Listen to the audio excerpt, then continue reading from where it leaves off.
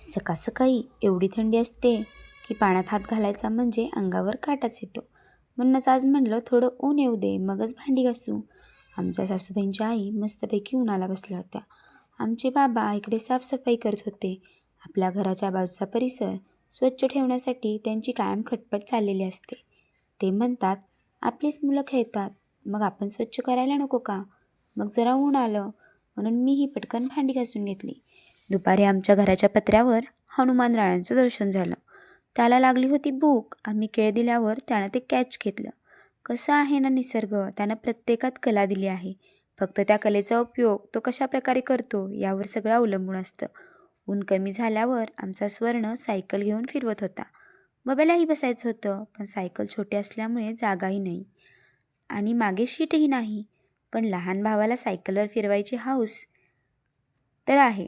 बघा, शेवटी त्याने बब्याला सायकलवर बसवलेच. आईवडिलांनंतर जर आपल्यावर त्याच्यासारखी माया करणारा कोण असेल तर तो आपला भाऊच असतो. संध्याकाळी आवरून आम्ही गेलो यात्रेत. ब्रेक डान्स, आकाशी पाळणा असं खूप काही आलं होतं.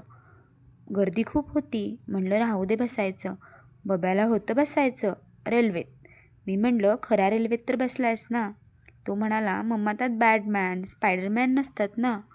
मुलांची हौस आत्ता नाही पूर्ण करायची तर मग केव्हा? इकडे आमच्या यांना त्यांचे मित्र भेटले. ते इकडे बोलत उभारले. खेळण्यांची खूप सारी दुकानं आली होती, पण आम्हाला तर काहीच घ्यायचं नव्हतं. आमच्याकडं पहिलंच सगळं अवेलेबल होतं. आमच्या स्वर्णाला घ्यायचं होतं वॉच.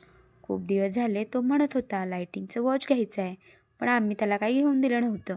कसं आहे ना, मुलांना जेव्हाच्या तेव्हा दिलेल्या वस्तूची किंमत राहत नाही. त्यामुळे वस्तू घेऊन द्यायची. लाड पुरवायचे, पण केवढे आणि कितपत हे आपल्यावर अवलंबून असतं.